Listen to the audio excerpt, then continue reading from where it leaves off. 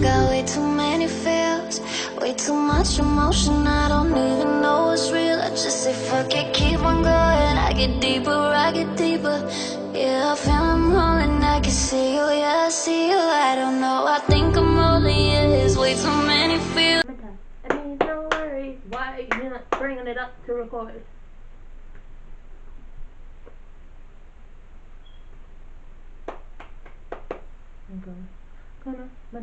I mean, no worries. Alright, what's up? What's up? What's up? What's up? What's up? What's up with you? Don't remember the words, so I'm trying to sing a song I don't remember. But I'm Ryan Lala for now still. But I'm here with another video. Another one. I need my headphones.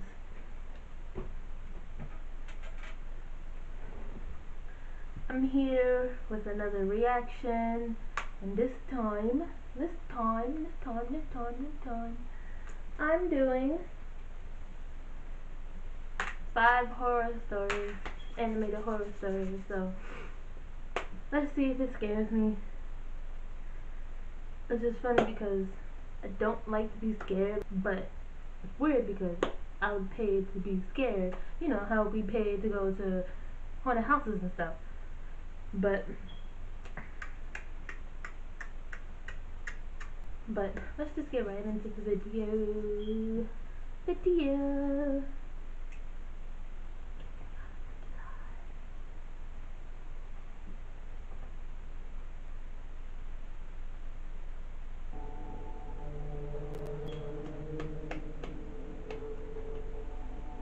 When I was 19 years old in 1985 on New Year's Eve, a bunch of my friends and I went to a rooftop bar of a hotel. About a half hour before midnight, I ran down to my car because I had forgotten my camera. I figured I would have plenty of time to get back up there and find my friends. I grabbed my camera and I got into an elevator all by myself. About halfway up, the elevator started shaking and it stopped completely. I was trapped. I have always had a problem with confined spaces, so this was not an ideal situation for me. After a few minutes, everything went silent that was going on outside. Then out of nowhere, the elevator lights went out, and I started to hear children laughing. But this was not the type of place where children would be. My heart started beating faster and faster and harder. Then all of a sudden, I passed out. As I woke up, I noticed that I could not move or talk. I thought to myself, not sleep paralysis again.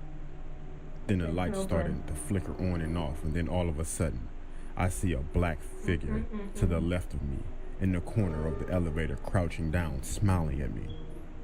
I tried to scream, but nothing would come out. I tried to move, but I couldn't. A guy came over the loudspeaker and told me there was an electrical short, and that he would have me out soon. There's a camera in the elevator, so to the security guard it looked like I was just laying there. I guess they figured I was drunk, being that it's New Year's.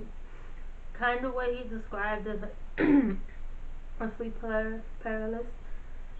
I can't speak today, but my very first experience, the very first time I ever experienced sleep paralysis, I'll never forget it. I believe I was about 16, and I remember feeling like I woke up, but I couldn't move.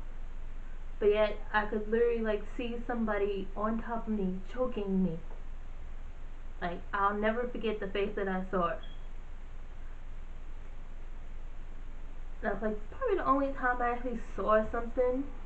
And then the other times, it wasn't my nightmares. It was sleep paralysis. But that's all for another video of that. But let's just get back into it.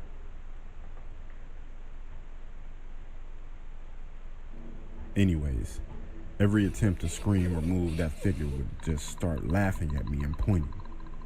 This whole time the lights were flickering. Then all of a sudden, I can hear the huge crowds counting down for New Year's. 10. The dark figure is staring at me, and now with a menacing smile, with 10 fingers up. 9. He's still looking at me with 9 fingers up. and he's moving closer. 8. He was still looking at me with 8 fingers up, and he's closer.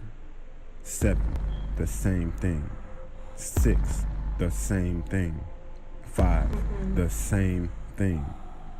4. He's drooling, and he's much closer. 3. He's closer. 2. He was closer. Playing. Then the lights quit flickering, and it was pitch black.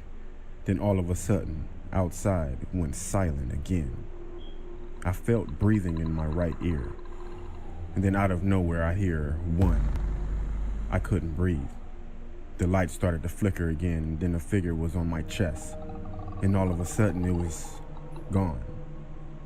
And I can talk and move again. Usually when I have sleep paralysis, something bad happens. Once I got out of the elevator an hour later, I found out that there was a brawl during the countdown on the rooftop bar that I was at, and 4 people were killed by some maniac who was waiting until the end of the countdown to start hacking up people with a machete. Ever since then, I have not had a sleep paralysis episode. 2 people delivered her. I lived in a city in central Ohio that begins with a C and has a big college that I lived near. I attended a different college than the one I mentioned and made the 20-minute drive from the city to that college.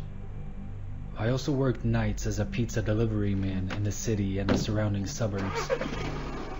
One night, I had an order in the town where my college is located, which is a smaller suburban city northwest of my home city.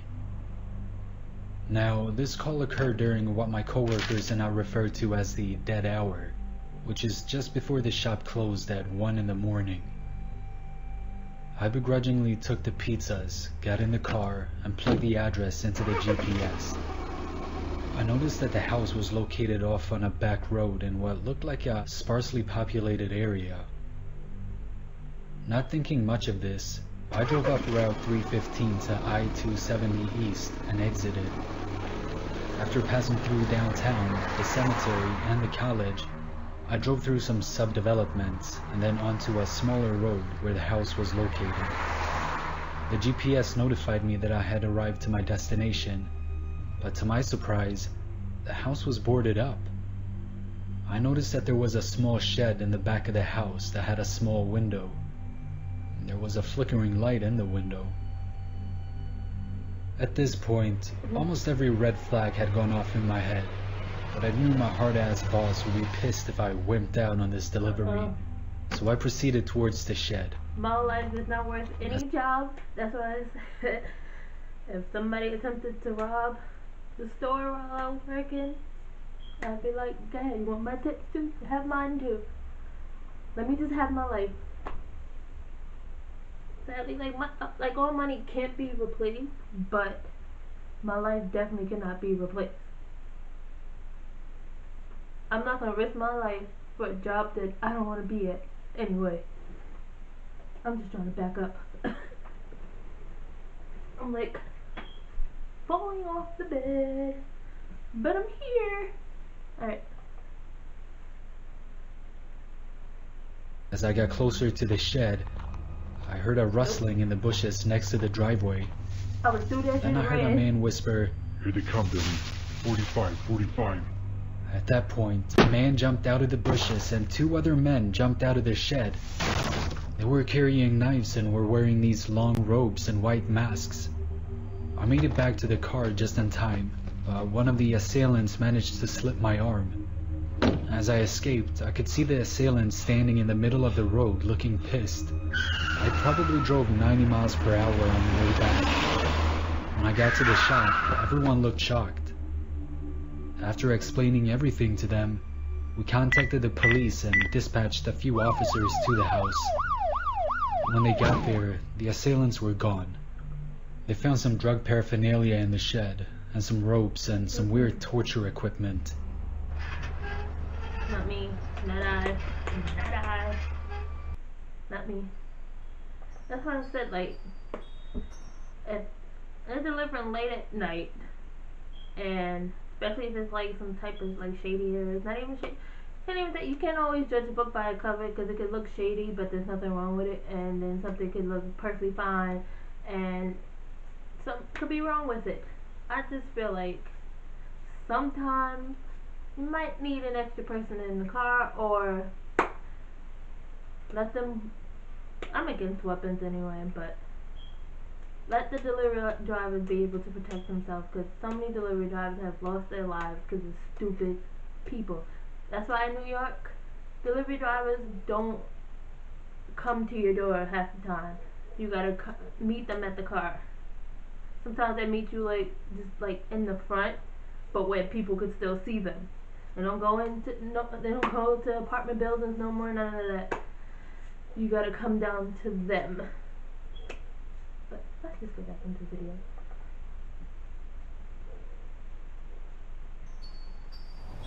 I was on a road trip with my friend Tom throughout upstate New York.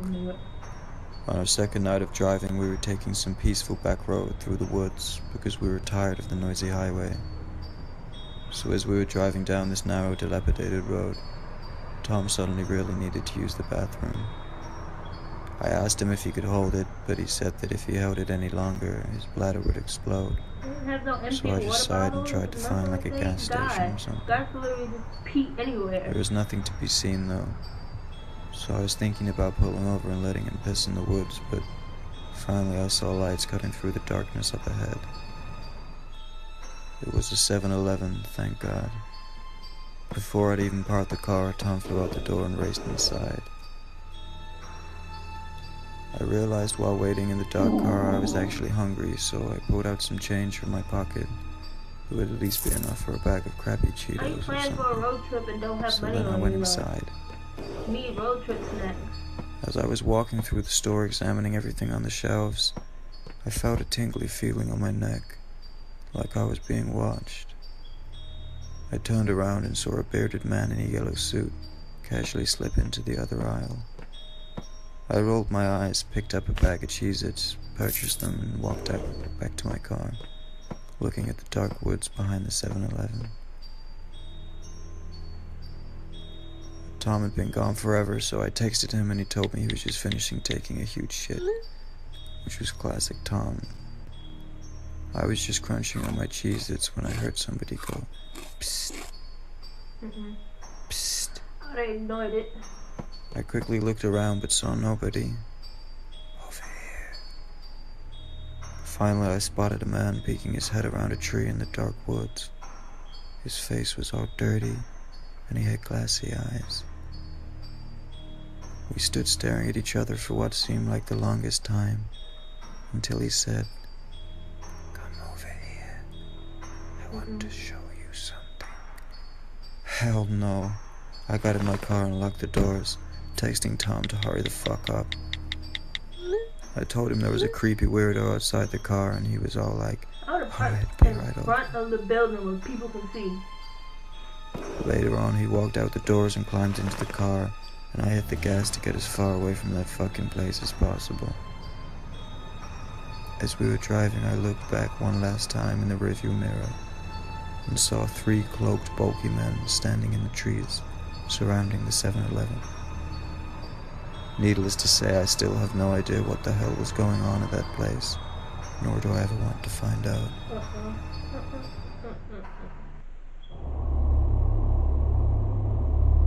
My name is Yusuf. I'm 21 years old. A few weeks ago, my parents decided to go to Lebanon for a few days while I stayed home. I was happy to have a few days to myself, so I decided to drive to the lake which my family went camping at when I was small. It was remote, surrounded by trees and barely anyone goes there. I decided to stay for one night though. As I got there, I decided to dare myself into skinny dipping since I was alone. To be honest, it was quite refreshing and relaxing. As it was getting dark, I took out some firewood to dry up with a campfire and got my lunch. That night, I dared myself into sleeping naked under my towel as I would never get another chance like this. As I woke up, I was shocked. My towel was gone. I couldn't find my clothes either. I felt scared as this meant I wasn't alone in the woods. To my luck, My car keys weren't stolen, so I decided to get home. However, since I was staying for one night, I didn't bring any extra clothes. Due to my condition, I had to drive on those barely used roads to avoid any exposure to the public. It was a bumpy ride, but it was worth it. After a few hours, I saw a man in the distance near the road. He tripped and hit his head on a rock. Despite my condition, I knew I needed to stop and give him some help. But as I saw him, I realized he was wearing the same clothes I wore yesterday. I got out to ask if he's okay, but he didn't move. As I got closer, he grabbed my hand and looked at me. He had wide eyes and a huge, terrifying smile. I was more scared than I like to admit. I quickly got in my car and drove away. I managed to get home by sunset, and it took me a few minutes to get the balls to run to my front door. I have not returned to the lake, and his smile haunted me ever since. That's why you don't go to the woods by yourself and stay the night. I've never been the religious type. So when me and my parents went to visit my Uncle Ben, who was a Baptist preacher down south, I wasn't too thrilled about it. He had always been one of those people that warned everyone about what would happen to them if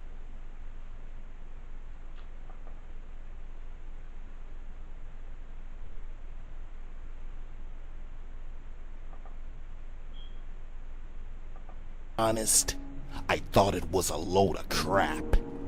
He always warned me that the devil was on the prowl. He had these crazy assumptions that they were demons in human form amongst us, here to recruit us for Satan's army. I, of course, shrugged it off as just another one of his crazy stories that he conjured up in his overly paranoid and highly delusional mind. When we had arrived at his house, there he was, standing there to greet us, with his Bible clutched in his fist tightly. As I walked past him, I politely spoke to him, but the only words that escaped his lips were, "Are you ready to protect yourself from the devil now?" As usual, I told him no, that I didn't believe in such nonsense. He then turned to me with the most creepy look on his face and said, "I tried to warn you, but you're on your own now. Good luck, you're gonna need it." Later on that night, during a powerful thunderstorm, as I was sleeping in the guest room, which always seemed to creep me out due to the fact that there was always a large, creepy cross of Jesus hanging above the bed where I slept. I had finally drifted off to sleep, but was awakened by a warm drip of liquid on my forehead. I thought it was just the roof leaking, since it was raining so heavily. But when I opened my eyes and wiped my forehead, it was not rain. It appeared to be blood, which of course startled me. When the lightning flickered upon the cross, I had noticed that the nails in the hands of the Jesus figure was dripping blood. Then I heard a rustle under the bed. When I looked under it, there was these yellow eyes glowing in the darkness. Then the face of whatever it was slowly revealed itself. It had horns and teeth that were sharp and jagged. It was the devil. I screamed and ran for the door, but was halted as it grabbed me by my ankle and pulled me under the bed as I screamed for my parents to help me.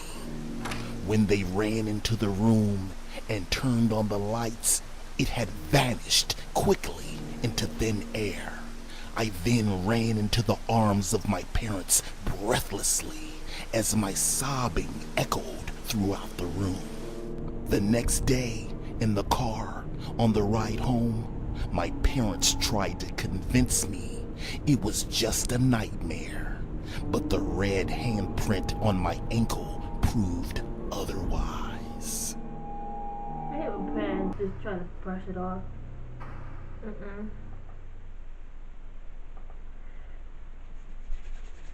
If my child tells me that they experienced something like that, I'm going to believe them, especially the stuff that I've experienced. Listen, my nightmares were no fun. I lived in a house that was haunted, and then there was that time that somebody whispered into my ear, and there was nobody sitting next to me to whisper my name in my ear. But I can't, not me. I only believe because of personal experience, but I hope you enjoyed my reaction. Whew. But my Lala quest, and you'll catch me, just me, in another video. Peace out. Bye.